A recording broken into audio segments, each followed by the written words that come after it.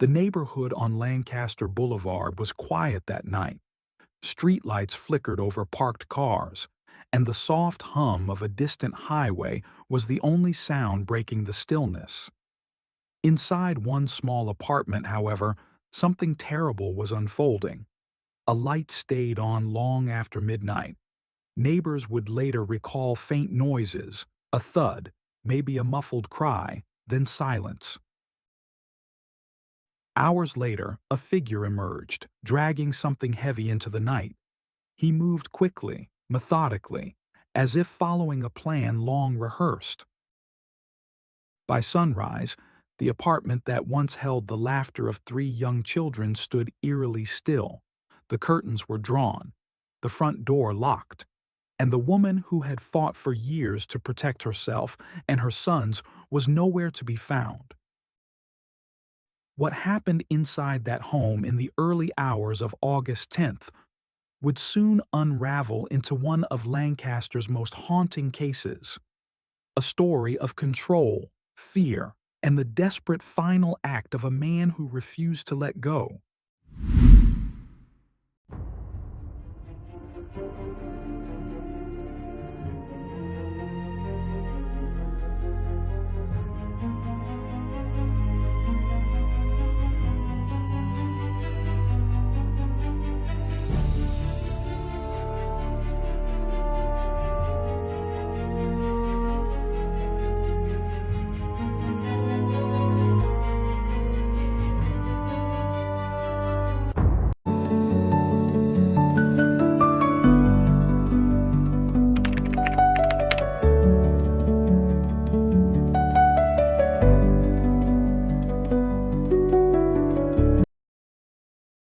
When Sheyla Lisbeth Cabrera left Peru, she carried the same hope shared by millions who begin a new life far from home.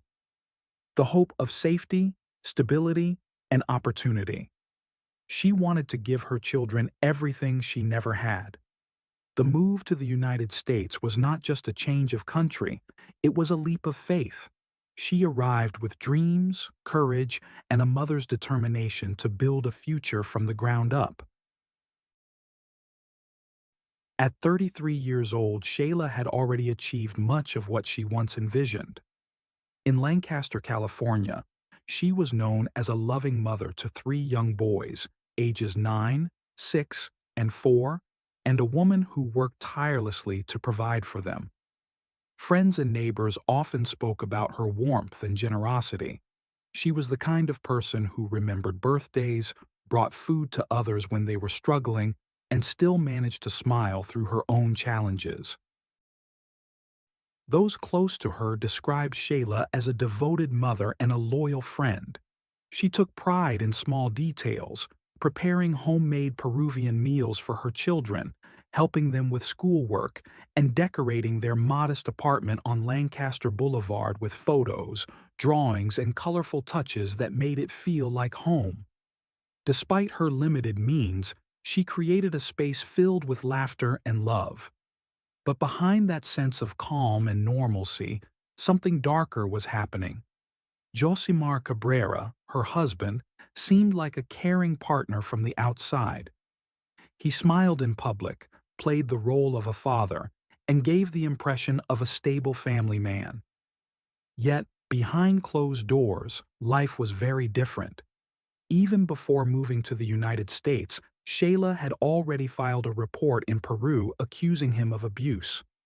According to her mother, who still lived in Lima, Josimar had hit her, mistreated her, and even struck their youngest child. Those who knew about it feared for her, but Sheyla kept much of her pain hidden. Like many women in her situation, she hoped things might change once they started a new life abroad. Unfortunately, the violence didn't stop. It simply followed her to California. Friends began noticing changes in Sheyla. Her cheerful energy started to fade, replaced by quiet exhaustion. She still smiled, still helped others, but her eyes seemed more distant. Elizabeth Rousseau, one of her closest friends, later told investigators that Sheyla felt trapped. Josimar had threatened to take the children away if she left him, a fear that kept her bound to him for years. Even in the midst of that fear, Shayla's heart remained kind. She helped her neighbors with small tasks, shared stories about her childhood in Peru, and spoke about the dreams she had for her sons. She wanted them to grow up in peace, surrounded by love, to study, to travel, to live freely. It was that vision that kept her going, even as the walls of her marriage closed in around her.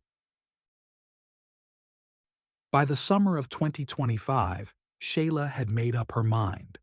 The years of abuse had worn her down, and she could no longer live in fear. She began to plan her escape carefully, saving money, talking quietly with friends she trusted, and preparing to file for divorce. She also planned to report Josimar to the authorities in Lancaster, determined to protect her boys once and for all.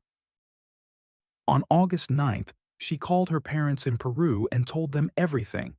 She said she was ready to leave and was going to the police.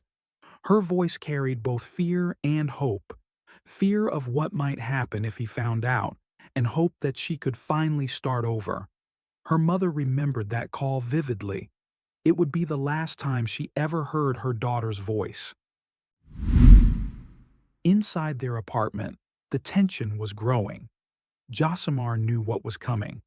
To him, the idea of losing control was unbearable. Friends later said that he seemed distant and angry in the days before Shayla disappeared.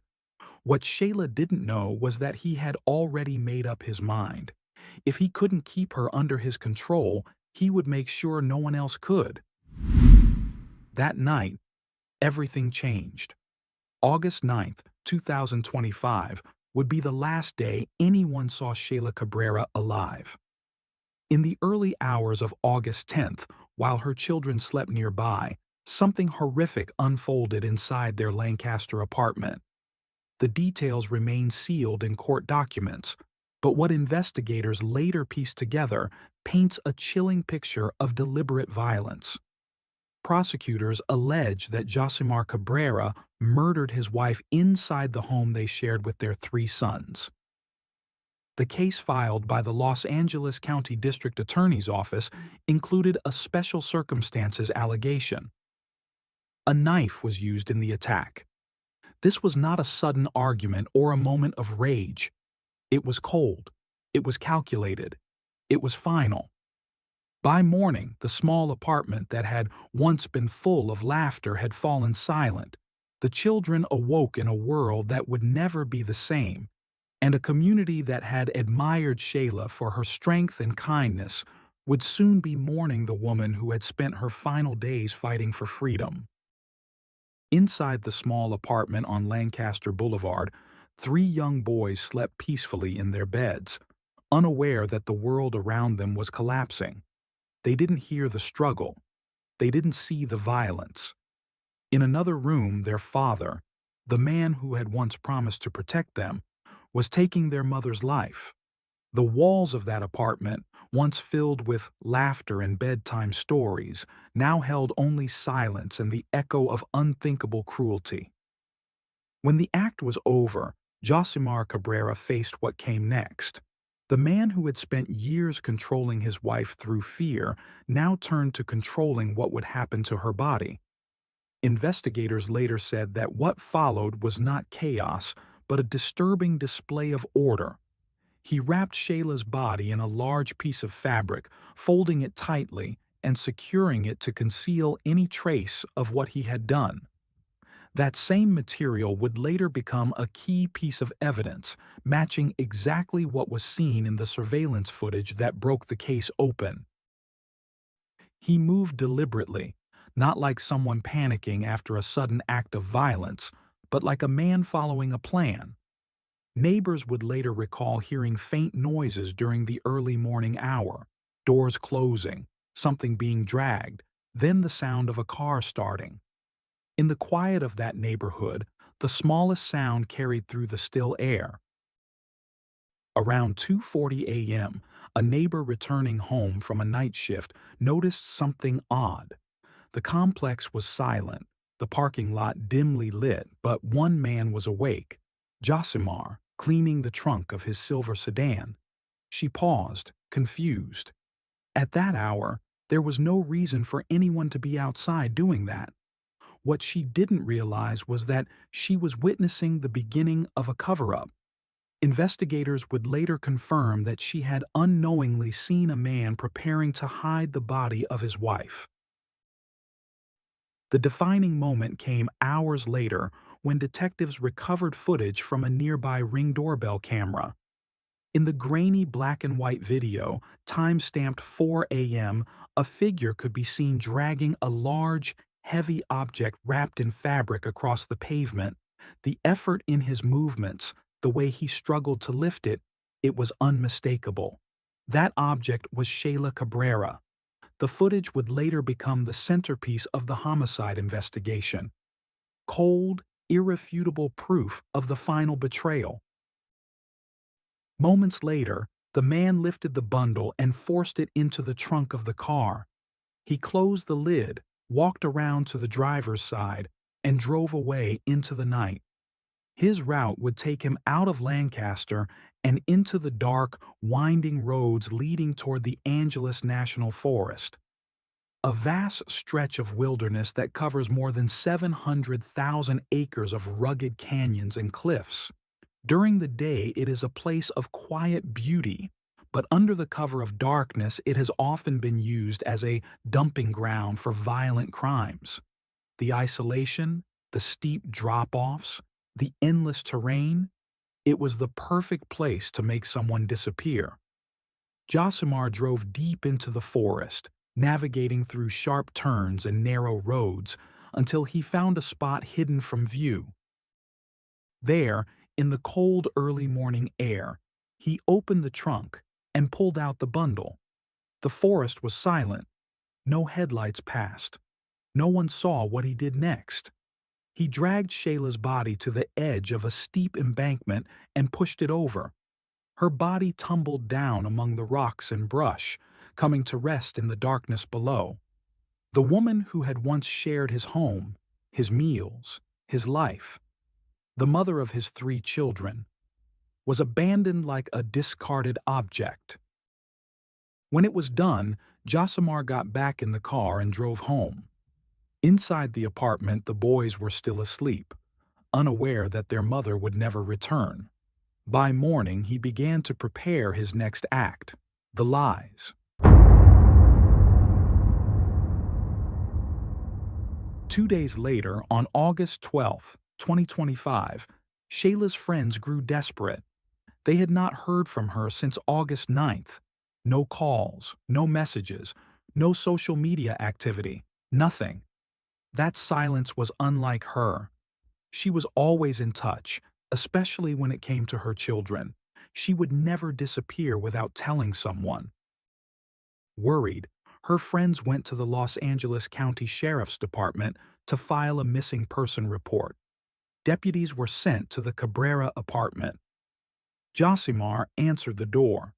He appeared calm, polite, even helpful at first. But as detectives began asking questions, his stories began to shift. At first, he claimed that Sheyla had been detained by Immigration and Customs Enforcement. It was a calculated lie, one that preyed on the fear and confusion surrounding immigration issues. He likely believed it would discourage immediate investigation, as such cases often involve complex bureaucracy and delayed communication. When detectives asked for details, he changed his story. Now, he said, Sheyla had left him for another man. Later, in a third version, he claimed she had been involved in an accident, but offered no specifics, no witnesses, no report, no location. Each story contradicted the last. Every new explanation fell apart under even the simplest questioning. Detectives soon realized they weren't speaking to a worried husband. They were speaking to a man trying to hide what he had done. As investigators began to piece things together, friends of Sheyla Cabrera came forward with critical information. They spoke about the years of domestic violence, the countless times she had asked for help, and the fear she lived with daily. They told detectives about her plan to leave her husband and the threats he had made to take the children if she ever tried. The image of a devoted family man that Josimar projected was crumbling. With his stories shifting and the friends' testimonies revealing a history of abuse, investigators understood that this was no longer a simple missing person case. This was a murder investigation in disguise. Detectives began going through every possible clue. They checked phone records, traffic cameras, and security systems in the area around the Lancaster apartment complex. Then, on August 13th, just 3 days after Sheyla vanished, came the turning point. A neighbor's Ring doorbell camera had captured footage from the early morning hours of August 10th. The video showed Josimar dragging a large object wrapped in fabric across the ground and out of the complex. He struggled with the weight of it before loading it into the trunk of his car. That short clip changed everything. What had begun as a missing person report instantly became a homicide investigation. The Los Angeles County Sheriff's Department Homicide Bureau took charge immediately. Detectives coordinated with specialized search and rescue teams from Crescenta Valley, Altadena, and Montrose. Their task was enormous: to search through over 700,000 acres of the Angeles National Forest, a vast landscape of steep canyons, cliffs, and dense brush. Finding a body there was like looking for a single grain of sand in a desert, but they knew they had to try. Meanwhile, new information made the case even more urgent. Josimar and the couple's 3 young children were now missing as well. Working with both the Mexican and Peruvian consulates, U.S. authorities issued international alerts, fearing he had already fled the country. Leads suggested that he was making his way towards South America. Then, on the morning of August 16th, just after 10 a.m., the radio call every investigator both hopes for and dreads came in. Members of the Montrose Mountain Search and Rescue Team had spotted something down a steep embankment in a remote part of the Angeles National Forest. A bundle of fabric that looked eerily familiar. When homicide detectives arrived, they climbed down to the area. Among the rocks and brush, wrapped in the same kind of material seen in the video, they found the body of 33-year-old Sheyla Cabrera. She was pronounced dead at the scene. The discovery confirmed what many had feared. The object seen on the surveillance footage was indeed her body. The news spread quickly through Lancaster's Peruvian community. Candlelight vigils began forming almost immediately. People brought flowers, photos, and handwritten notes remembering the woman who had come to the United States chasing a dream of safety and a better life for her children. Instead, she had met a violent end at the hands of the man she trusted most. That same day, investigators received word from Peru. The 3 Cabrera children had been located safe and taken into protective custody. They were alive, but their mother was gone, and their father was now an international fugitive. That evening, dozens of people gathered outside Lancaster City Hall. Some held candles, others held signs reading "Justice for Sheyla" and "Not one more." The community stood together in grief, their faces lit by candlelight as they mourned the loss of a mother, a friend, and a neighbor who had given so much of herself to others. Meanwhile, across the continent, Josimar Cabrera was already thousands of miles away. Hiding in Peru, moving through cities, and trying to stay one step ahead of the law. But investigators were closing in. The same technology, persistence, and cooperation that had revealed his crime would soon bring him face to face with justice. After fleeing the United States, Josimar crossed international borders in a desperate attempt to escape capture. He was detained not once, but twice, first in Mexico and later in Peru, both times traveling by land, trying to stay ahead of the authorities. Despite being questioned, he was released each time. At that point, U.S. prosecutors had not yet filed formal charges, meaning foreign governments had no legal reason to hold him. It was a frustrating delay for investigators who already knew he was responsible for Sheyla's murder. When Josimar finally arrived at the Jorge Chavez International Airport in Lima, Peru, local authorities were waiting. He was stopped, questioned, and the three young children who had traveled with him were taken into protective custody. Still, without a formal extradition order or filed U.S. charges, Peruvian police had no authority to detain him. The man suspected of killing his wife was free to walk away, while his children were handed over to child welfare officials. Over the next few days, the case gained attention in both the United States and Peru. Sheyla's story spread across social media and news outlets, with many questioning how her killer could walk free while her family grieved. The Peruvian Foreign Ministry, working in coordination with U.S. consular officials, quickly stepped in to ensure the children's safety.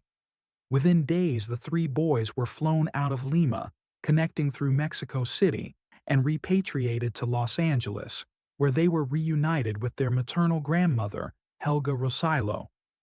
For Helga, it was a heartbreaking reunion. Her grandsons were safe, but her daughter was gone forever.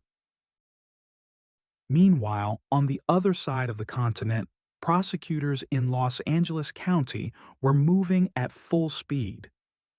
Detectives from the Los Angeles County Sheriff's Department Homicide Bureau compiled hundreds of pages of evidence: the surveillance video, witness statements, forensic findings from the apartment, and Sheyla's history of domestic violence reports. On August 21st, that case file was presented to the district attorney's office for formal review. Later that day, the district attorney's team announced they were charging Josimar with one count of murder, including a special allegation that he had used a knife as a deadly weapon. The following morning, an extradition arrest warrant was issued, and Interpol was officially notified. A red notice, essentially an international wanted alert, was distributed across the world, identifying Josimar as a fugitive accused of homicide. The case became a top priority for both the U.S. Department of Justice and Peruvian National Police. Reports from Peru described an intense manhunt, agents tracking movements along the Pan American Highway, checking hotels and transportation hubs, and coordinating closely with Interpol offices in Mexico and the United States. For nearly 2 weeks, Josimar remained on the run, but with the red notice active, every move he made became riskier. His face was circulating across international databases, border alerts, and media coverage in both countries. Investigators believe the growing pressure left him with few options. Finally, on August 27, 2025, Josimar surrendered himself to authorities. He walked into Interpol headquarters in Lima and turned himself in. Peruvian National Police released footage showing the moment of his arrest: Josimar standing handcuffed, dressed in a black shirt marked with the Interpol insignia, flanked by officers on each side. His expression was blank, his head lowered, as cameras flashed and officers led him away. According to Peruvian officials, he will remain in custody in Lima while the extradition process moves forward. These procedures often take several months, involving diplomatic coordination and court hearings to ensure compliance with international law. Once approved, he will be transported back to California, where he will face trial for the murder of Sheyla Cabrera. If convicted, Josimar Cabrera faces a maximum sentence of 26 years to life in prison. For Sheyla's family, the long wait for justice is far from over. But after months of fear, searching, and heartbreak, there is finally hope that the man who destroyed her life will be held accountable. Justice for Sheyla Lisbeth Cabrera has begun its long journey home, a journey fueled by the love of a mother who came to America seeking peace and by a community that refuses to let her story be forgotten.